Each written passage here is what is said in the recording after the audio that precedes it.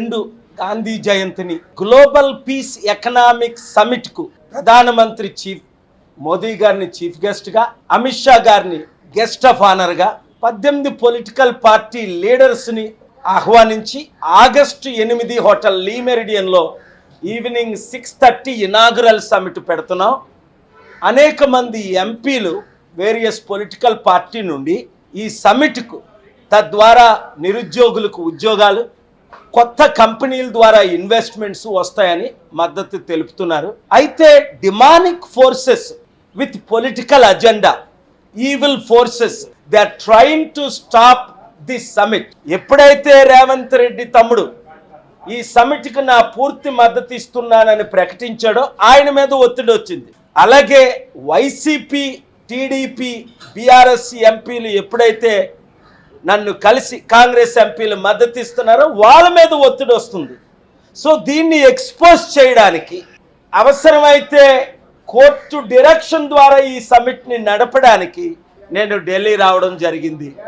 ఎందుకు ఈ రాజకీయ నాయకులకు ఇంత కుట్ర? వాళ్ళు పెట్టట్లేదు, మనల్ని పెట్టనివ్వట్లేదు. చూడండి, ఇప్పుడు బడ్జెట్ గురించి మాట్లాడతా 1 మినిట్.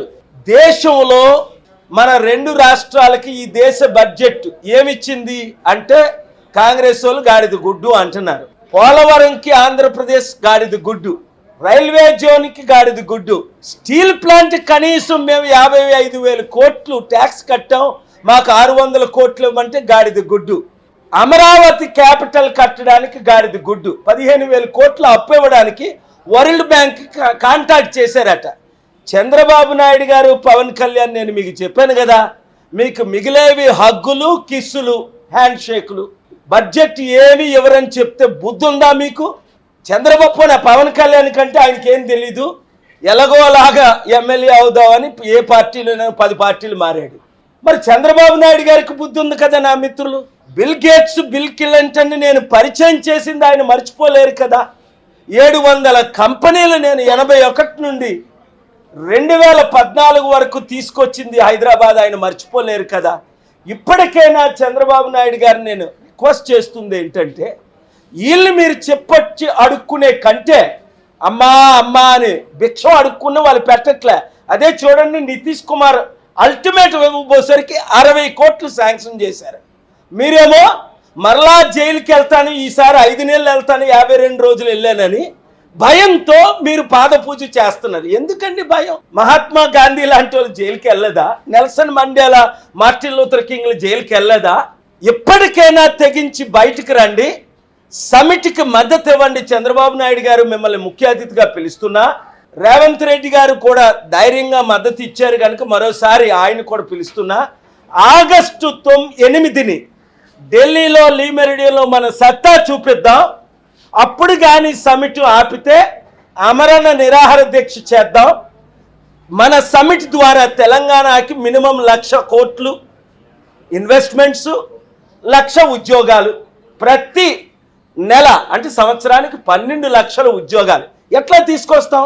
చైనా కోట్ల ఉద్యోగాలు ఎలా తీర్చింది అట్లాగే ల్యాండ్లో లీజుకి ఇస్తాం 99 సంవత్సరాలు, కంపెనీలు తీసుకొస్తాం, స్పెషల్ స్టేటస్ కొరకు ఫైట్ చేద్దాం, అభివృద్ధి చేసుకుందాం, అడుక్కోవడం మానేద్దాం, తెలుగు సత్తా చూపిద్దాం. ప్రధానమంత్రి మోదీ గారు పిఎం అయిన తర్వాత సమిట్ పెట్టాను, మీరు చూశారు. 44 మంది ప్రెసిడెంట్లు వచ్చారు. అది నా సత్తా. ముఖ్యమంత్రిగా ఆయన ఉన్నప్పుడు సమిట్లు పెట్టాను, 52 మంది ప్రెసిడెంట్లు వచ్చారు. మన ఇండియాలో ఎన్ని సమిట్లు పెట్టాను? ఢిల్లీలో 10 సమిట్లు పెట్టాను.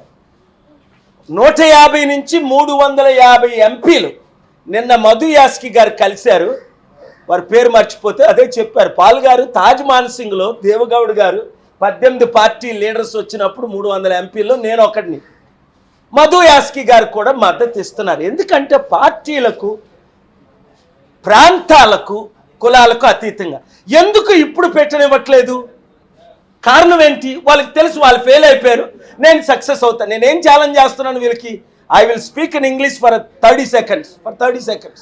I am ready to give my passport and my green card to their custody, as I said it in the Honorable Court 17 and Court 6 when I brought the status quo in AP High Court for not selling the steel plant, including this very month in July. They are selling 8 lakh crore steel plant for 4,000 crore. Is it not crime? Is it not sin? Is it not injustice? So I will prove myself within 6 months.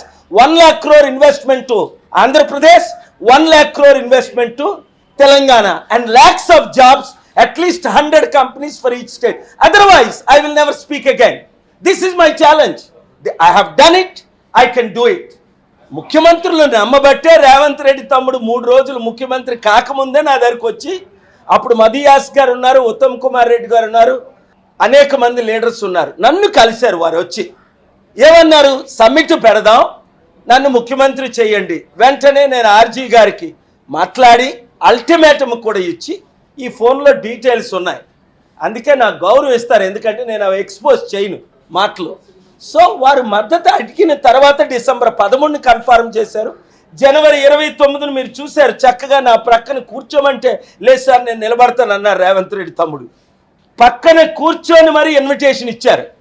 ఆయన వల్ల తప్పు లేదు. ఆయనకి కాంగ్రెస్ నుంచి ఒత్తిడి వస్తుందా, చంద్రబాబు నాయుడు నుంచి ఒత్తిడి వస్తుందా? ఇప్పుడు ఆగస్టు 3 ఆయన అమెరికా వెళ్తున్నారు, కోట్లు ఖర్చు పెట్టి. ఎవరిని కలుస్తారు? అదాని లాంటి వాళ్ళు కూడా కలడానికి అక్కడ ఎవరు లేరు. అక్కడ అందరూ మిలియనర్సే ఉన్నారు, ఇండియన్స్, తెలుగు వాళ్ళు. వాళ్ళు ఏం చేస్తారు? సారీ టు సే, వాళ్ళు ఏమైనా ఇన్వెస్ట్మెంట్ చేస్తారా? అదే నేను జెఫ్ బేజోస్తో మీటింగ్ ఏర్పాటు చేశాను రేవంత్ రెడ్డికి, అమెజాన్ ఓనర్తో, ఇలాన్ మస్క్తో మీటింగ్ ఏర్పాటు చేశాను. ఇలాంటి మీటింగు 10 మీటింగులు కన్ఫర్మ్ చేసి నేను రేవంత్ రెడ్డికి ఇచ్చాను. హైకోర్టు ఆంధ్రప్రదేశ్కి ఏ విధంగా నేను స్టీల్ ప్లాంట్కి $1 billion to $5 billion డొనేషన్స్ తెస్తాను అడిగితే కోర్టులో 10 సార్లు ప్రశ్నించారు. ఎక్కడుంది అమౌంట్? చూపించా. ఎవరిస్తున్నారు? చూపించా. ఎందుకు ఇస్తున్నారు? చూపించా. వాళ్ళ కంపెనీలు పెట్టుకోవడానికి 99 years లీజ్. ఇది అందుకే 10 కోర్టుల్లో 10 కేసుల్లో 10 గెలిచాను. Supreme court, Telangana high court, AP high court. అంటే కోర్టులే నాకు ఫేవరబుల్గా రూలింగ్ ఇచ్చి 10,000 కోట్లు కామారెడ్డి ప్రాజెక్ట్ నా పేరే లేదా? కేసీఆర్ గారు ఆయన పుట్టినరోజుని సెక్రటరేట్ ఓపెన్ చేస్తున్నానంటే ఆర్గ్యూ చేసి ఆపేనా లేదా? స్టీల్ ప్లాంట్ అమ్మకాన్ని ఆపేనా లేదా? ఇలాంటి 10 ఆర్డర్స్ ఒక లా డిగ్రీ లేకుండా నేను ఒక లాయర్గా పార్టీ ఇన్ పర్సన్ ఆర్గ్యూ చేసి ఇంతమందికి మేలు చేస్తున్నానా లేదా? నేను చేశాను, చేయగలను, తెచ్చాను, తేగలను. అందుకనే ఈవీఎంల ద్వారా ఈసారి ఎలక్షన్లు నడిపాను. Let's forget that. చూసారా, మీకు లాస్ట్ వీక్ బైడెన్ గారిని కంటెస్ట్ చేయొద్దన్న వీడియో ఇంకొకరైతే రిలీజ్ చేస్తారా? నేను రిలీజ్ చేసిన 48 గంటల్లోనే బైడెన్ గారు నేను కంటెస్ట్ చేయట్లేదని ప్రేయర్ చేయించుకొని మరి ఆయన స్టెప్ అవుట్ చేసేసారు. అక్కడ క్యాథలిక్ ప్రీస్టు నేనంటే ఆయనకి మేమంటే గౌరవం. ఎందుకు? మీ హెల్త్ బాగాలేదు, కంటెస్ట్ చేయకండి, ఆ కామలాకో మిషేల్కో ఇమ్మని ముందే వీడియో రిలీజ్ చేసి పెట్టారు మీడియాకి.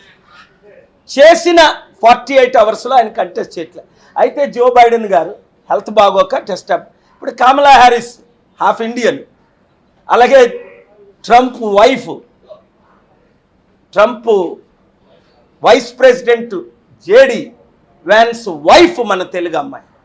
అయినప్పటికీ నేను ఇంకా నెగోషియేషన్ చేసుకోలేదు, ఎందుకంటే అక్కడ ఎలక్షన్స్.